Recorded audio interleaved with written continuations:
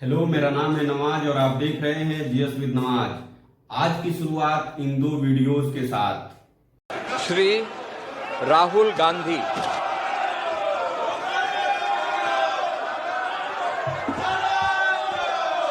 I, Rahul Gandhi, having been elected a member of the House of the People, do solemnly affirm that I will bear true faith and allegiance to the Constitution of India as by law established, that I will uphold the sovereignty and integrity of India, and that I will faithfully discharge the duty upon which I am about to enter. Jai Hind, Jai Samvidhan. I, Shashi Tharoor, having been elected a member of the House of the People, do swear in the name of God that I will bear true faith and allegiance to the Constitution of India as by law established, that I will uphold the sovereignty and integrity of India, and that I will faithfully discharge the duty upon which I am about to enter. Jai Hind, Jai Samvidhan.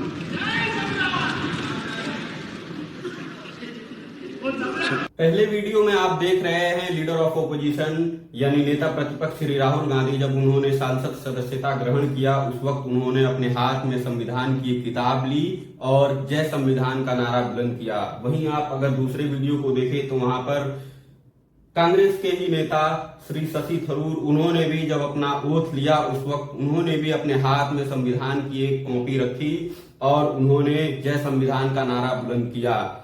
सिर्फ इन्हीं दोनों नेताओं ने नहीं बल्कि विपक्ष के तमाम नेताओं ने इस बार संसद सदस्यता ग्रहण करते वक्त अपने हाथ में संविधान को रखा और उन्होंने जय संविधान का नारा दिया। ऐसा क्यों हुआ? चुनाव शुरू होने से पहले और चुनाव के बाद तक यह संविधान बहुत ही चर्चा में रहा। हमारा जो संविधान है बहुत ही चर्चा में रहा और आज भी यह संविधान चर्चा में बना हुआ है। आज हम इस वीडियो में संविधान पर ही बात करने वाले हैं और आज हम जानेंगे why do we need a constitution, हमें संविधान की जरूरत ही क्यों पड़ी। क्या संविधान के बगैर एक देश चल सकता है? क्या संविधान के बगैर एक देश को अच्छे रूप में चलाया जा सकता है? हम इस वीडियो में समझने वाले हैं। तो चलिए संविधान को समझने से पहले हम एक संविधान की ओरिजिनल कॉपी को देख लेते हैं। आप तस्वीर में देख रहे हैं कि ये एक संविधान की ओरिजिनल कॉपी है। यह है संविधान। यह हमारा संविधान सिर्फ एक किताब नहीं बल्कि हमारा एक प्रतीक है, हमारे देश का एक प्रतीक है। संविधान को समझने से पहले हम चलते हैं साउथ अफ्रीका में। साउथ अफ्रीका जो कुछ दिनों पहले ही भारत से जिसको हार का सामना करना पड़ा, T20 वर्ल्ड कप में साउथ अफ्रीका भारत से हार गई। वही साउथ अफ्रीका, हम वहीं पर चलते हैं और बात करते हैं संविधान के मेकिंग की, यानी संविधान किस वजह से बनाई गई, हम इस पर बात करते हैं। बात यूं है कि साउथ अफ्रीका में 3/4 मेजॉरिटी वाली ब्लैक कम्युनिटी को रूल कर रही थी वहां की व्हाइट माइनॉरिटी, यानी जो ब्लैक मेजॉरिटी थी उनको व्हाइट माइनॉरिटी लीड कर रही थी, उनके ऊपर शासन कर रही थी। हमारे देश पर भी अंग्रेजों का शासन रहा, वैसे ही अंग्रेजों का शासन साउथ अफ्रीका में भी रहा और साउथ अफ्रीका के जो ब्लैक मेजॉरिटी थी वहां पर व्हाइट माइनॉरिटी रूल कर रही थी। ब्लैक मेजॉरिटी के पास इतनी ताकत नहीं थी कि वह व्हाइट माइनॉरिटी को कुछ कह सके। उनके पास न वोट करने का अधिकार था, न ही व्हाइट माइनॉरिटी के कॉलोनीज में घुसने तक का भी अधिकार था। एक दिन ऐसा हुआ कि ब्लैक मेजॉरिटी व्हाइट माइनॉरिटी पर जीत हासिल करती है, यानी जो ब्लैक मेजॉरिटी है साउथ अफ्रीका के जो लोग हैं वह व्हाइट माइनॉरिटी से जीत जाते हैं। अब ये जो व्हाइट माइनॉरिटी जो रूलिंग पार्टी थी वह सदमे में आ जाती है और वह घबरा जाती है कि अब हमें यहां से देश छोड़कर भागना पड़ेगा, अब हमारे अधिकारों का हनन होगा, क्योंकि व्हाइट माइनॉरिटी ने भी ब्लैक मेजॉरिटी के अधिकारों का हनन किया था। अब ये डरने लगे कि अब व्हाइट माइनॉरिटी के भी अधिकारों का हनन करेंगे कौन?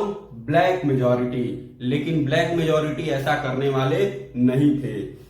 इसीलिए इन दोनों समुदायों के बीच में विश्वास लाने के लिए कुछ नियम बनाए गए, कुछ शर्त रखे गए जो दोनों समुदायों के लोगों के लिए बराबर थे। उन नियमों में यह भी बताया गया कि गवर्नमेंट का शासन कैसे होगा, हम गवर्नमेंट को कैसे चूज करेंगे, इन सभी में किसका अधिकार होगा, दोनों में इन सभी दोनों कम्युनिटी का जो हिस्सेदारी होगी वह बराबर होगी, यानी 1 वोट होगा। इन सभी के बाद सभी नियमों को एक किताब में लिखा गया और वही किताब को आगे चल करके हम संविधान का नाम देते हैं। यानी संविधान वह किताब है जिसमें मूल नियमों के एक सेट को लिखा गया है जो देश के सभी नागरिकों को उन नियमों को मानने के लिए बाध्य करती है।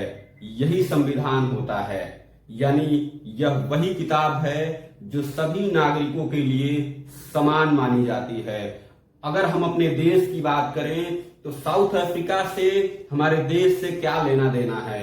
अगर जैसा ही हमने साउथ अफ्रीका को देखा कि वहां पर 2 कम्युनिटीज के बीच भेदभाव थी, वैसे ही हमारे देश में अनेक भाषाएं पाई जाती हैं, अनेक भाषाएं बोली जाती हैं, अनेक धर्मों के लोग पाए जाते हैं, अनेक धर्मों के लोग यहाँ इस देश में निवास करते हैं। उनकी जाति अलग है, उनका धर्म अलग है, उनकी भाषा अलग है और अगर हम इन सभी के लिए अलग अलग नियम बनाने लगे तो हमारा देश पूर्ण रूप से नहीं चल सकता है। और इसी को पूर्ण रूप से एक सहज तरीके से चलाने के लिए सन 1928 में मोतीलाल नेहरू ने सबसे पहले कॉन्स्टिट्यूशन का बिगुल बजाया। उन्होंने सबसे पहले कॉन्स्टिट्यूशन के बारे में सोचा और सन 1928 में उन्होंने एक प्रारूप तैयार किया। इसके बाद से उनके बेटे श्री जवाहरलाल नेहरू, पंडित जवाहरलाल नेहरू ने कॉन्स्टिट्यूशन के इस प्रारूप को और आगे बढ़ाया और संविधान सभा का गठन हुआ और जिसमें संविधान का एक प्रारूप तैयार किया गया। संविधान बनाने का एक ही मकसद था कि जो हमारे देश में भिन्नता पाई जाती है, हमारे देश में भिन्नता, अगर स्वतंत्रता से पहले हम बात करें तो स्वतंत्रता के वक्त 2 समुदायों के बीच जंग छिड़ी हुई थी। वह 2 समुदाय था हिंदू और मुसलमान। हिंदू कम्युनिटी, यानी उस वक्त के गांधी जी को बयान को भी हम देख लेते हैं। गांधी जी ने अपने नेताओं से कहा कि अगर आप सिर्फ एक कम्युनिटी को लीड कर रहे हैं, यानी अगर कांग्रेस पार्टी सिर्फ एक कम्युनिटी को लीड कर रही है, हिंदू कम्युनिटी को लीड कर रही है, तो वह इस चीज को नहीं मानते हैं, वह इस संविधान को या वह इस कैबिनेट को नहीं मानेंगे। वही दूसरी तरफ मोहम्मद अली जिन्ना, उन्होंने एक अलग देश बनाने के लिए जंग छेड़ दिया था। यही से संविधान की रचना शुरू हुई। महात्मा गांधी का वह बयान जिसमें यह बताया गया कि आप सिर्फ एक कम्युनिटी को लेकर के आप लीड नहीं कर सकते हैं, हमें सभी धर्मों को समान रूप से लेकर के चलना है। और गांधी जी के इसी बयान के बाद से संविधान बनाने का कार्य शुरू हुआ और संविधान बनाने का कार्य शुरू हुआ। संविधान बनाने के कार्य में हमारे जो मेंबर्स थे, संविधान सभा के जो मेंबर्स थे, जिनको लीड कर रहे थे डॉक्टर भीमराव अंबेडकर और उनके जो साथी जो संविधान को बना रहे थे, उन्होंने बहुत सारी चीजों का ख्याल रखा। उन्होंने हमारे संविधान को सिर्फ फिलॉसफी और वैल्यूज का एक स्टेटमेंट मात्र न बना करके उन्होंने संविधान में यह भी बताया कि इस फिलॉसफी और इन वैल्यूज को किस तरीके से इंस्टीट्यूशनल अरेंजमेंट्स में लाया जाए, यानी इन फिलॉसफीज को, इन वैल्यूज को हम किस तरीके से लोगों के बीच में इसको सेटअप करते हैं, कैसे इसको इंस्टीट्यूशनल अरेंजमेंट्स में लाते हैं। उन्होंने इस चीज का भी प्रावधान रखा कि उन्होंने यानी डॉक्टर भीमराव अंबेडकर और उनके जो और साथी थे, उन्होंने इस चीज का भी ख्याल रखा कि उन्होंने कॉन्स्टिट्यूशन को एक सेक्रेड, स्टैटिक और अनअल्टरेबल न बना करके उन्होंने लोगों के एस्पिरेशन के साथ होने वाले बदलाव के साथ साथ उन्होंने संविधान को भी ऐसा बनाया कि लोग अपने एस्पिरेशन के साथ, अपनी सोसाइटी के साथ इस संविधान में भी कुछ बदलाव ला सके, जिसको हम कॉन्स्टिट्यूशनल अमेंडमेंट्स कहते हैं। जिनको हम क्या कहते हैं? कॉन्स्टिट्यूशनल अमेंडमेंट्स कहते हैं। अब चलिए अब हम आते हैं असल मुद्दे पे, और वह मुद्दा है why do we need a constitution. हमें संविधान की क्यों जरूरत पड़ती है? तो हम संविधान की क्यों जरूरत पड़ती है, इसे समझने के लिए हमें संविधान के कुछ जो कार्य हैं उनको समझने पड़ेंगे। यानी हम फंक्शंस ऑफ कॉन्स्टिट्यूशन पे बात कर लेते हैं। अगर हम फंक्शंस ऑफ कॉन्स्टिट्यूशन की बात करें तो जो सबसे पहला फंक्शन होता है कॉन्स्टिट्यूशन का, वह यह है constitutions allows minimal coordinations and assurance. यानी जो हमारा कॉन्स्टिट्यूशन है वह एक बेसिक रूल्स के सेट को प्रोवाइड कराता है हमारे देश को, हमारे समाज को, जिसको सभी धर्म के, सभी समाज के लोगों को मानना बाध्य होता है। यानी वह एक मिनिमल कोऑर्डिनेशन प्रदान करता है। वहीं अगर हम दूसरे फंक्शन की बात करें तो हमारा जो दूसरा फंक्शन होगा कॉन्स्टिट्यूशन का, वह है कि specification in the decision making powers. यानी जो हमारा संविधान है वह निर्णय लेता है, वही निर्धारित करता है कि समाज में किन लोगों के पास डिसीजन मेकिंग पावर्स होनी चाहिए। यानी डिसीजन मेकिंग पावर्स जो समाज में होंगी वह किन लोगों के पास होंगी, यह भी डिसीजन कौन लेता है? तो हमारा संविधान ही इसको डिसाइड करता है। एक देश में सरकार कैसे चुनी जानी चाहिए, इसका भी निर्धारण हमारा कॉन्स्टिट्यूशन ही करता है। अगर हम तीसरे और संविधान के सबसे मेन इंपॉर्टेंट फंक्शन को देखें तो तीसरा जो हमारा important main function of constitution है वह है limitations on the power of government. यानी सरकारों के ऊपर लगाम कसना, और इसी लगाम कसने का जिक्र इस वक्त भी हो रहा है। जो हमारा संविधान इसका प्रावधान रखता है, यानी हमारा संविधान किसी एक गवर्नमेंट को उनको एक लिमिटेशंस प्रोवाइड कराता है, उनको एक लिमिटेशंस देता है कि आपको यानी सरकार को इन लिमिटेशंस के अंदर ही रह करके देश के लोगों के ऊपर शासन करना है।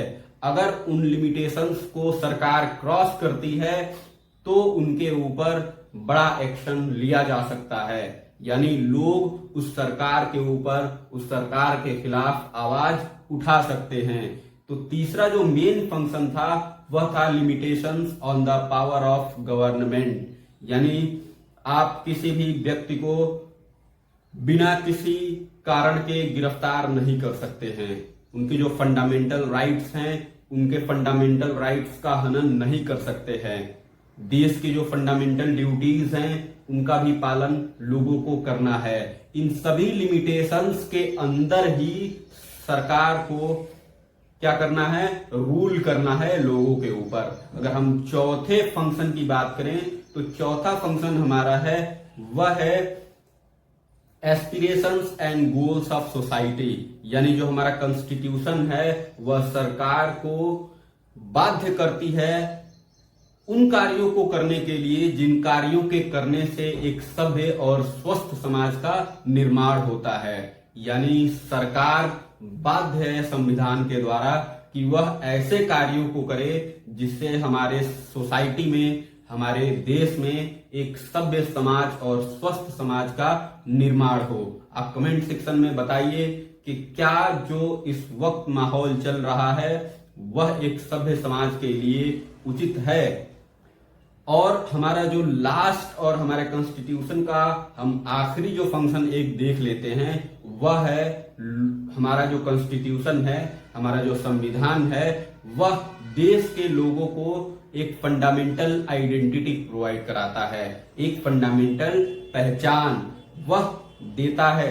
कौन देता है? हमारा संविधान हमारे देश के लोगों को एक फंडामेंटल आइडेंटिटी देता है, जिसके द्वारा देश के लोग अपने उन फंडामेंटल राइट्स के साथ खिलवाड़ नहीं होने दे सकते। यानी किसी भी सरकार को उन फंडामेंटल राइट्स का हनन नहीं करना है। अगर वह इन फंडामेंटल राइट्स का हनन करते हैं तो देश का कोई भी व्यक्ति सुप्रीम कोर्ट में जाकर के वह न्याय की गुहार लगा सकता है। आज हमने इस वीडियो में कॉन्स्टिट्यूशन के बारे में बहुत एक अच्छी और स्वस्थ चर्चा की। आगे ऐसे ही वीडियोस को देखने के लिए हमारे चैनल से जुड़े रहिए और हमारे चैनल को लाइक करना ना भूलिए, सब्सक्राइब करना ना भूलिए और अपने उन दोस्तों में शेयर करना ना भूलिए जो ऐसी दिलचस्प बातों को सुनने में अपनी दिलचस्पी रखते हैं। आगे ऐसे वीडियोस आपको मिलते रहेंगे। तब तक के लिए धन्यवाद।